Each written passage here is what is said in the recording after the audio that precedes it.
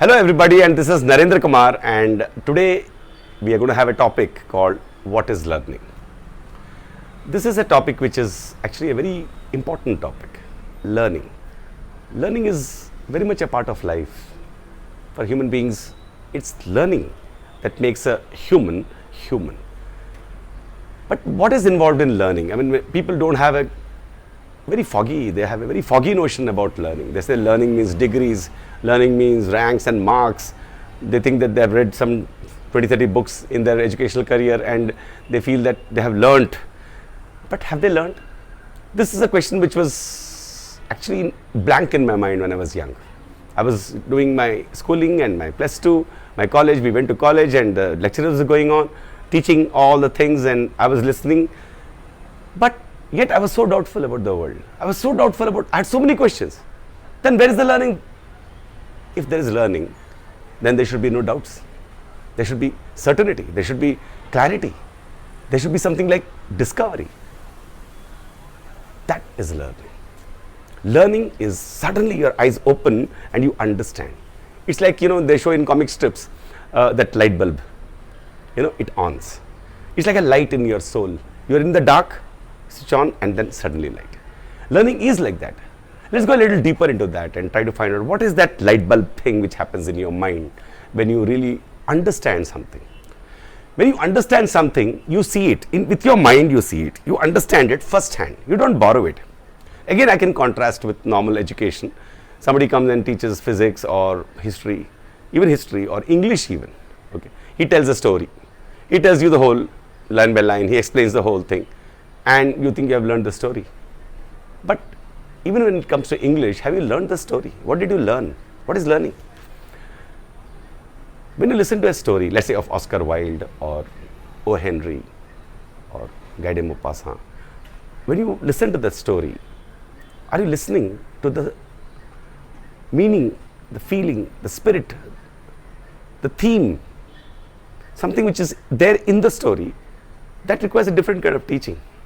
It really requires a different kind of teaching. The teacher has to go slow. He should not come between you and the author.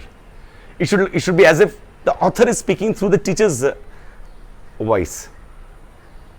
The essence of the story communicated to your mind without any obstruction would give you that effect of having grasped the essence and the theme and the feeling and the spirit contained in the story.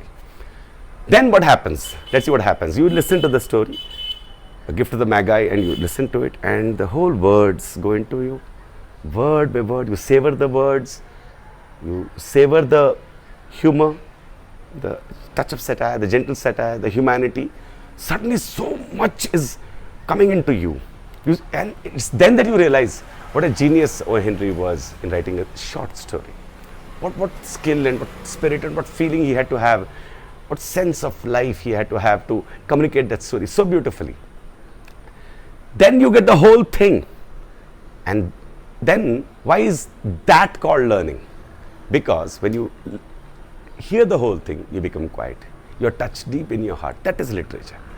And then when you look at relationships elsewhere, you look at husbands and wives, your antenna has come. Because of Gift of the Magi, antenna comes and you start observing more. You become more sensitive. See? That is the story. That is a poem. That is a novel. That's a great movie, a classic movie. A movie like Sound of Music. A movie like Amadeus. The whole movie, the whole thing that hits you. The word hits you is very important. It should hit you. You become shaken by that story. It should disturb you. Writers as a rule write about the truth, about life. And when you see the truth naked, however the author saw it, you see naked through his eyes. You realize that you can look at life like that. You sort of, this is so difficult to communicate. You understand? When you listen to literature and somebody asks you, what did you like? I don't know, what do you communicate? You just loved it. It was so beautiful. These are the words which normally people say who love literature. And then you're hooked. You start reading more. Now see, you start reading more. You start reading different kinds of authors. You understand different viewpoints. You understand history. You get language. From the side door comes language and vocabulary and the way you can combine sentences. And then you find that you are becoming more sensitive, that you are really observing the world around you. You are getting a sense of life. You are creating a soul which is so immersed in the observation, in the perception of life. That is the power of literature. Who teaches literature like that? Teachers do. There are teachers who teach like that. It's like the R.K. Narayan, I remember, talked about his English teacher. And he said, like, you know, when he was talking about some story, like you can hear the thunderclaps and you can hear the war and you can actually hear it. They can create that magic with words.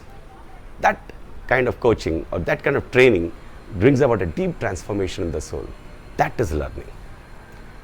Same thing happens in a strange way in physics, actually, chemistry, mathematics, even something so abstract like mathematics.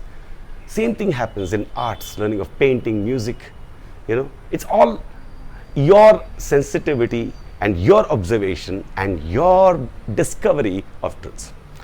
See, people teach Newton's law, they teach the definition, they teach the units and the problems and all that. But Newton says every mass attracts every other mass in the universe. He doesn't say directly like that, he arrived at it. And so many observations led to it.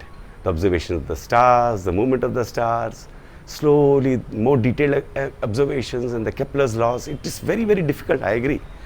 But if you go through carefully the stepwise way in which physics was discovered, light was discovered, heat was discovered, you have to go, how did we come to know this? Then what is the truth about motion? What is the truth about heat? How did we come to know about heat? What is heat? There again, it's very deeply based on, I think, sensitivity to ask questions. You should ask questions. Like things fall on earth. You know, it took me such a long time to understand that when things fall, it's a wonder. I mean, we are so used to things falling. We hear sounds and we see things. I can see something moving there, and we are so used to it. We are so used to it that we have become blind. So, at least science requires freshness of looking at the world and asking questions. This whole earth, the stars, the moon, you, me. Suddenly, when you directly ask questions, you directly look at the world and ask, look, the answer in a strange way is there in the question. Because you are asking the question very deeply. To know the question is to, next step you can read anything and get the answer. The sensitivity to grasp a question is very important. When I rub my hands, why does it become hot? What is the connection between friction and heat? And light, what is light? What are these things which come and hit my eye and I can see? See, your whole being is a very wondrous being. Then who am I? From where have I come? Darwin says I came from an ape, and religions say I came from God. Then where did I come from? Who am I? See, it gets all connected. It becomes so wondrous. Science is not detached from philosophy. I don't know how you can understand science without understanding the sensitive way in which you look at the world and question. Same thing with arts. Music. Why does music give that kind of a thing? And what is Western classical, Indian classical, different types of music? What is the expression in dance, and when you dance, and why does it become so beautiful when you dance and you express? What is the beauty in the expression of dance? Why when you look at some people dancing and you just go mad? You know, it's all concretization of what you have perceived. It's all expression of your sense of life. So what is learning? We come back to where we started from. Learning is looking at the whole world and looking with a mind that can question, that can see so deeply and ask the questions. A mind that observes society, a mind that observes physical reality, a mind that observes the whole universe. There's a joy in being silent and observing and asking questions. Then you can read. Read a lot, think a lot, meet people, explore the whole world. That is learning. Okay, this is Narendra Kumar signing out. Come visit Narendra Academy and we'll go through the whole process of true learning. Thank you.